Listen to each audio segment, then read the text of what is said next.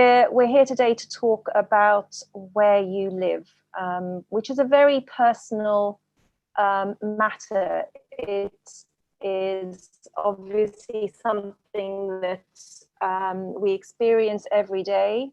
It's where we create meaning in our lives. It's also where we build relationships with our neighbours and with our community. So where you live actually is a very important starting point for thinking about this local plan.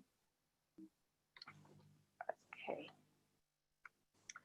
So I wanted to start by a little bit of a review of some of the things we're going to be contending with, if we haven't started already, in terms of developing and building new places.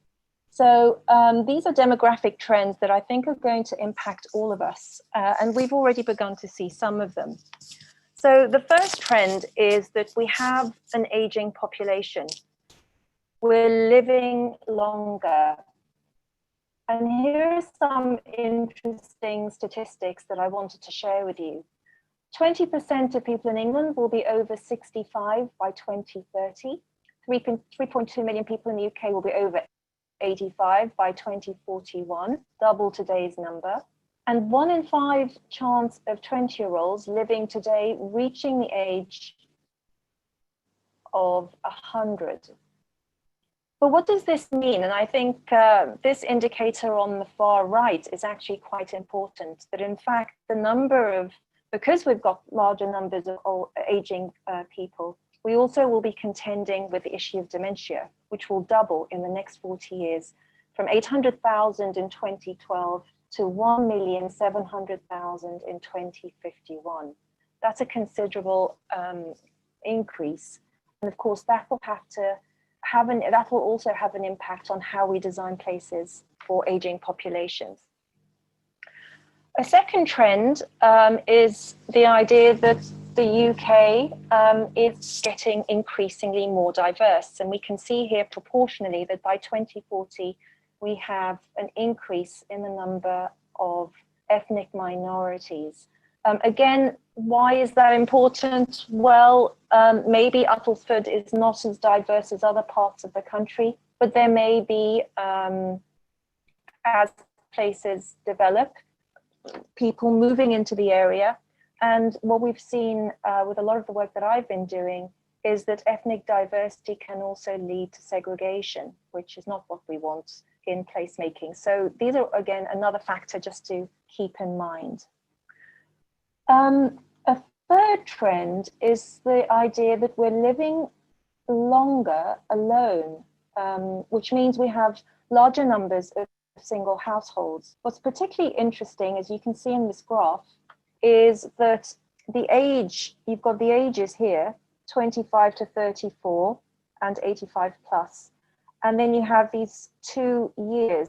The darker purple is 2008 and the lighter mauve is 2033. And over all the age groups, we have more single households across the board. So again, it'll affect the kinds of houses that we're going to be thinking about building, the kinds of places that we need to accommodate more people living alone. And the fourth trend is something quite emotive, and that is that we have an incredible amount of loneliness and social isolation that are impacting our lives. So there's a real need for creating places that support social interaction. Again, this infographic is quite interesting. I'll pick a few. A quarter of Brits know a parent who's lonely. 13% of us feel lonely all the time. And 1 million people aged 65 plus always or often feel lonely. So loneliness is a real issue and something I think is important to think about in the future.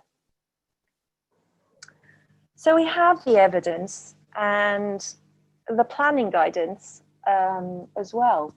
But unfortunately, what do we continue to build and for whom? And this is a very common development that we see cropping up almost everywhere in the country.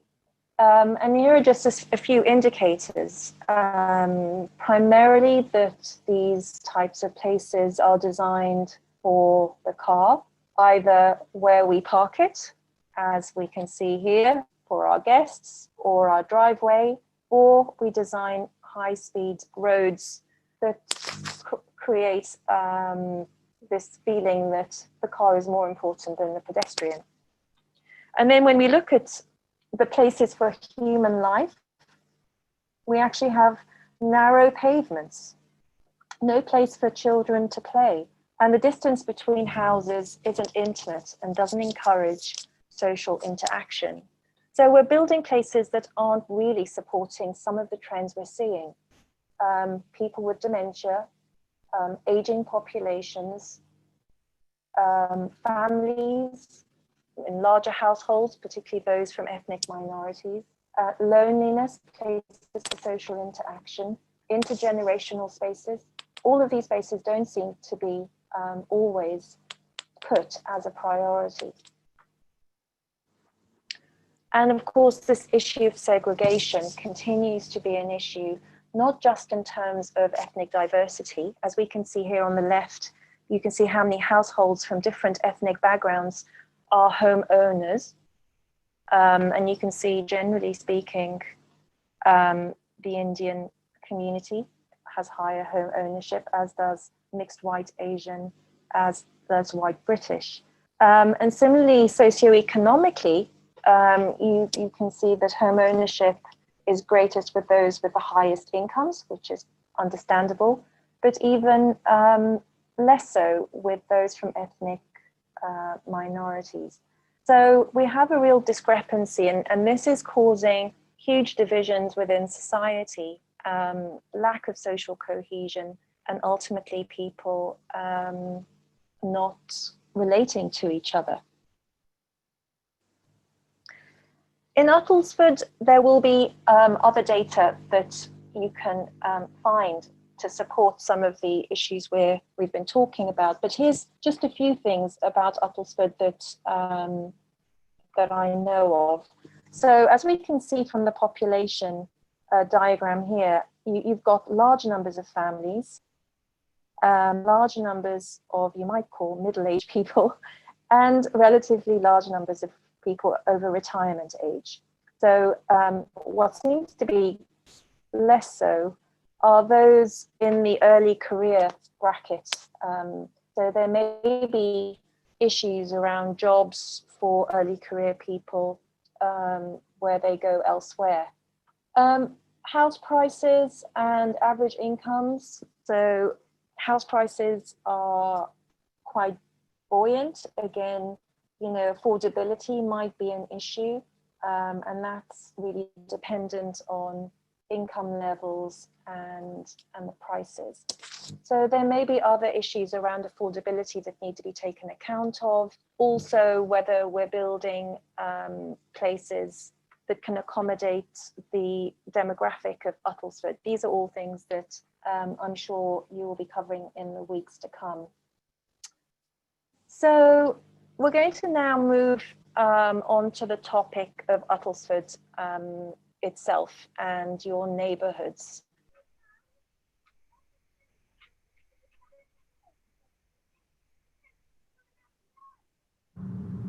Before the recent lockdowns around the world, we led hectic lives with long commutes and not enough time to spend with our families and friends. Traffic polluted our air and smog blanketed our skylines. What if it could be different? What if we could create a new normal where we reclaim our time, our health and well-being, and our communities?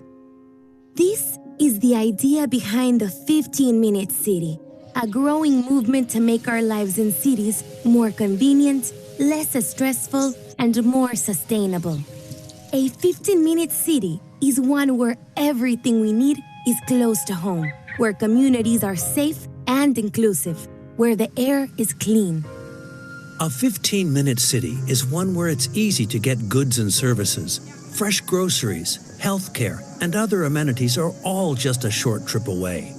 A 15-minute city is one where everyone has a place. A 15-minute city has affordable, accessible, and adaptable housing for households of all sizes and ages. A 15-minute city means that you can work close to home or work remotely more often. And we all play a role in our neighborhood.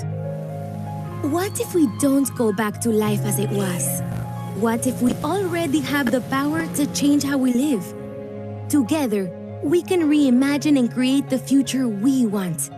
One that is cleaner, safer, healthier, and more inclusive, and gives us back valuable time to enjoy the little things.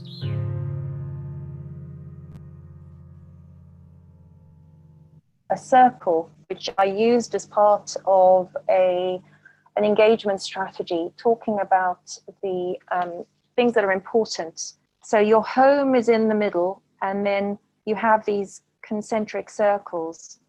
One is on foot, another one is in your car, although we don't want to encourage that, one on the bus and one on a bike. And then you begin to think about all those things that you need within a 15-minute bus ride or a 15-minute cycle or a 15-minute walk.